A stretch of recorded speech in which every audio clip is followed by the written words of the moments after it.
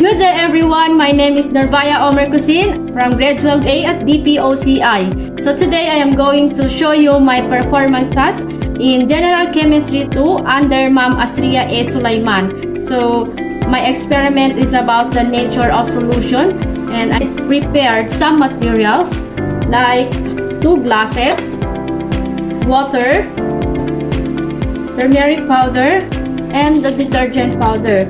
So before I am going to start this experiment, let me tell you about the objectives of my experiment. So this experiment is to show you or to understand the nature of solutions, especially the emulsification and the natural indicators or the natural properties of indicators using the household items. So without further ado, let's start.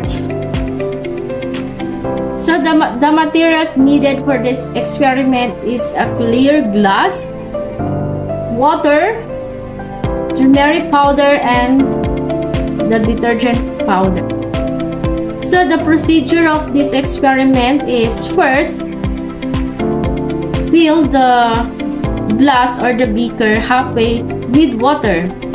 Then the next one is put a teaspoon or add a teaspoon of turmeric powder into the solutions or the water and stir it until it turns yellow. So the turmeric powder is a natural indicator and changes its color depends on the pH level of the solution. So the last one is add the detergent powder or a teaspoon of detergent powder to the solution and stir it. So the first thing we'll do to do this experiment is to put water into the glass or the beaker.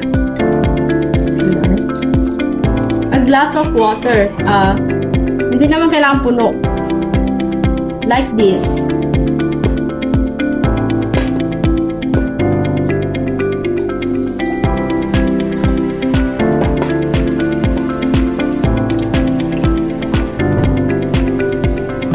So, nilagyan ko ng water yung dalawang glass natin, no? Let's see kung ano ba yung nature of solutions. Kasi ang solutions natin is, of course, the water. So, let's put it the turmeric powder.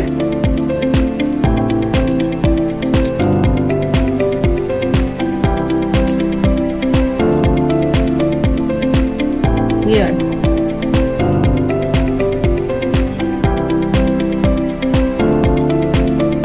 So, we don't need to stir this. Hayaan lang natin siyang mag-dissolve into the water. Ayan. So, if you can observe or if you can see, yellow siya, no? Yellow. So, let's see kung ano yung magiging result niya if I am going to put detergent powder. This one, lalagyan din natin ng turmeric powder.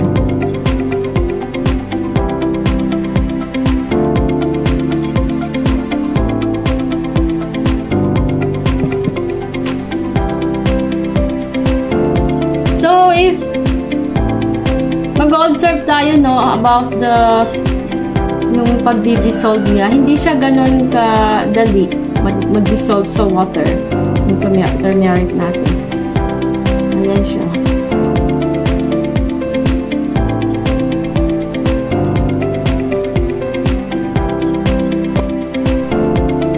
And then, ang next na gagawin natin to show the final output or result of this experiment or the nature of the solution is to put the detergent powder inside this mixture.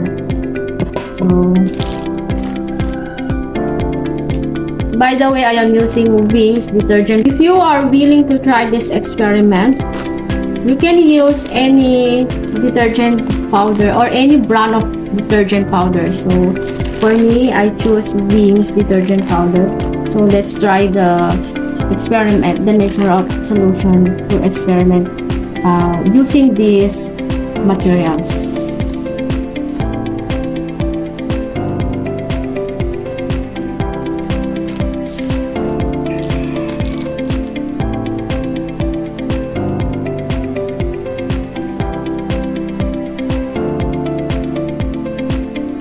So if you can see, the detergent powders,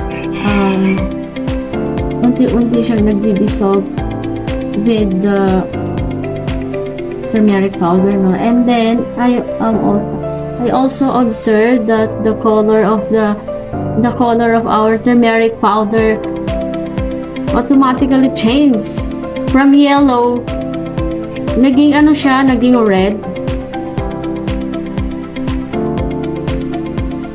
So let's try to stir it. Tingnan natin kung ano yung mangyayari. Using a tablespoon, let's mix or stir the substance inside this glass.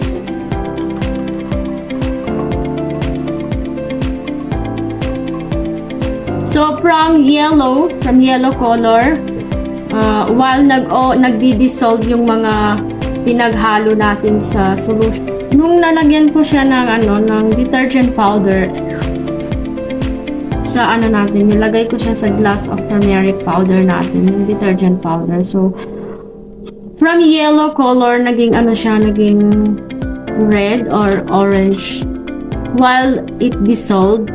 Or notice that our solutions change its color from yellow to orange red. So this one is our solutions with turmeric powder. So kita nyo naman, diba? It is still, the color is yellow. Wala siyang there is no detergent powder inside, so the yellow color is still intact. Unlike this, if you compared it, ayan, malayo na siya sa original color natin na yellow. I do not put any detergent powder in this solution, only the turmeric powder. So it is already dissolved. Our turmeric powder already dissolved inside the solution or the water. And the turmeric powder with the detergent powder, while it's dissolving, the colors will change. So this is my experiment in the nature of solutions. So therefore, I conclude about the experiment I have done earlier. So the turmeric powder acts as a natural pH indicator, changing color in the presence of the base. So the detergent powder being base, and it triggered the color changes the base. It triggered the color changes in the base. So that's all for today.